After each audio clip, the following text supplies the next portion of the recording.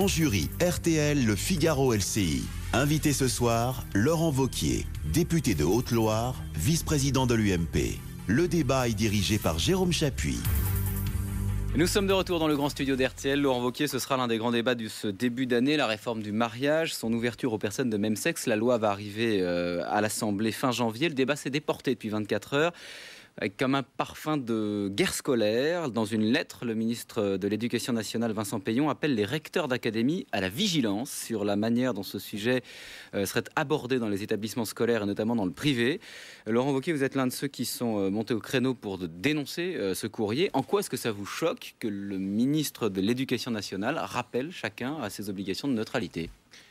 Ce qui me choque, c'est l'hypocrisie. Si vous avez lu ce courrier, elle est frappante dès la première ligne. Voilà un ministre de l'Éducation nationale qui envoie un courrier au recteur pour rappeler le principe de neutralité de l'Éducation nationale. Et ça commence par cette phrase.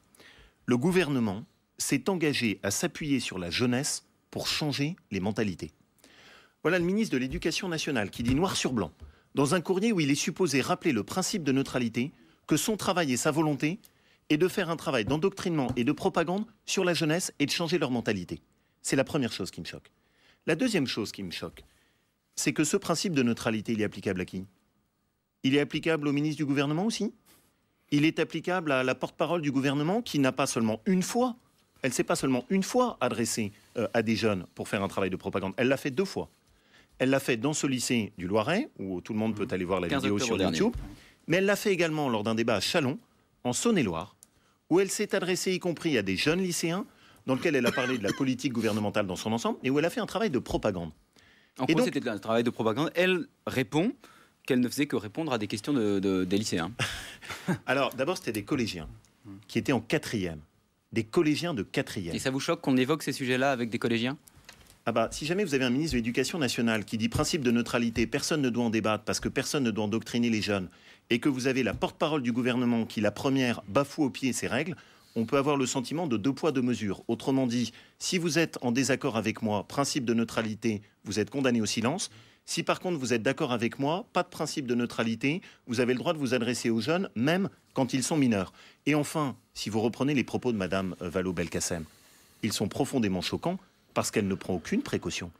Elle ne dit pas exercez votre liberté de jugement, elle ne dit pas écoutez, je suis désolé de répondre à cette question parce que c'est pas le cadre ou l'institution. Elle y va directement. Elle dit le mariage et l'adoption par des couples homosexuels est une avancée. Elle en fait la propagande devant des jeunes qui sont en 4e. C'est ça qui me choque profondément, oui. Et ça n'est pas un sujet école publique versus école privée. C'est un sujet d'hypocrisie profonde du ministre de l'Éducation nationale qui ne fait qu'une manipulation politique. Jean-Michel Salvatore. Sur l'enseignement catholique, quelle doit être la bonne attitude ? Est-ce que vous considérez que les écoles catholiques peuvent ne pas être neutres dans un débat comme celui-là ? Il y a d'abord dans la reconnaissance de l'institution et des écoles catholiques, j'ai un département dans lequel il y a un poids et une place qui est importante des écoles catholiques. La reconnaissance, c'est qu'elles ont un caractère propre.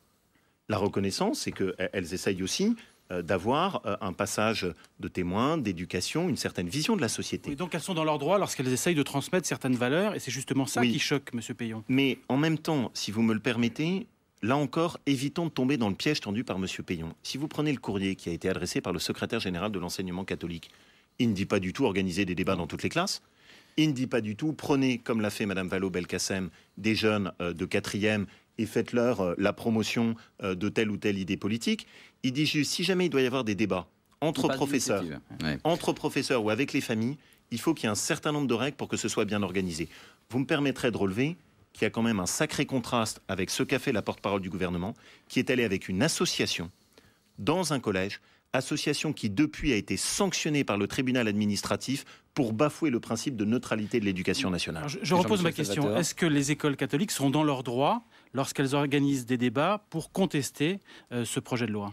Je pense que les écoles catholiques sont dans leur droit quand elles organisent des débats faits avec les familles, faits avec leur corps enseignant pour discuter de cela.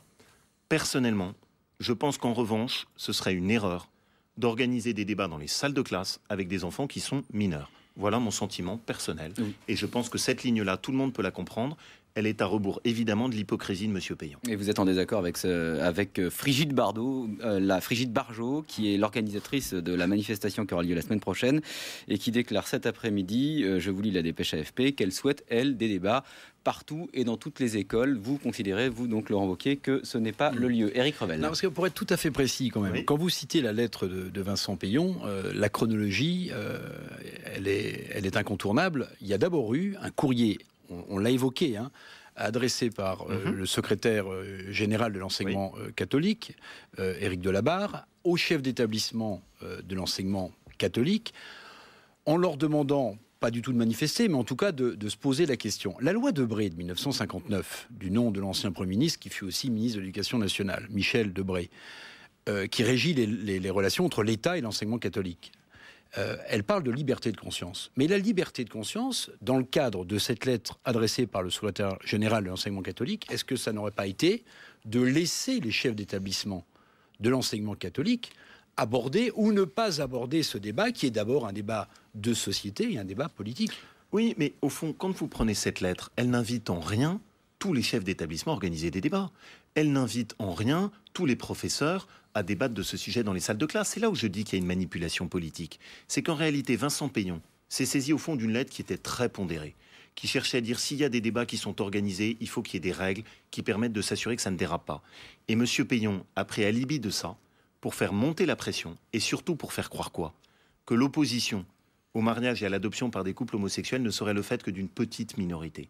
Et c'est là où je trouve que ce comportement n'est pas digne d'un ministre de l'Éducation nationale. On va clore ce chapitre éducation dans ce débat sur le mariage homosexuel. Juste d'un mot quand même, je relis d'ailleurs, comme ça chacun pourra se faire une opinion, la phrase du secrétaire général de l'enseignement catholique. Chaque école, chaque collège peut prendre des initiatives qui lui paraissent localement les plus adaptées pour permettre à chacun l'exercice d'une liberté éclairée à l'égard des choix qui sont proposés par le gouvernement. Est-ce que vous faites partie de ceux qui considèrent que Vincent Payan veut ranimer la guerre scolaire? Ça a été dit par certains à droite.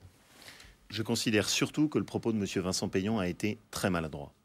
Et que pour servir un objectif politique, qui est celui du gouvernement, du mariage et de l'adoption par des couples homosexuels, il a pris le risque de rediviser l'enseignement en France. Et ça, c'est une grave prise de risque qu'il a prise pour des motifs purement politiciens. Ce risque, il existe aujourd'hui de diviser l'enseignement en France sur des sujets comme cela? Bien sûr. Pourquoi? Parce que tout simplement, on est dans un enseignement en France dans lequel on a cette possibilité de liberté qui a été offerte, avec d'une part un enseignement public et d'autre part un enseignement privé. Donner comme ça le sentiment de stigmatiser uniquement l'enseignement privé, c'est ça qui est très choquant. Son courrier, il aurait très bien pu le faire en s'adressant aussi aux écoles publiques.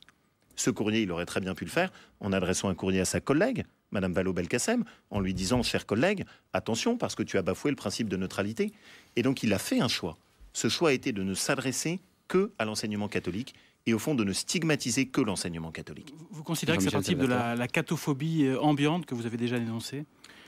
J'ai considéré, et je considère en effet qu'il y a eu toute une série de dérapages d'un certain nombre de membres du gouvernement avec des propos à l'égard des religions dans leur ensemble, et plus particulièrement des religions chrétiennes et de la religion catholique qui ne sont pas acceptables. Lesquelles précisément?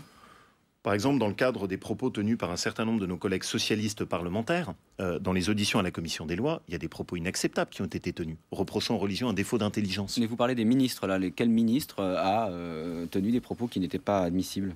Cécile Duflot?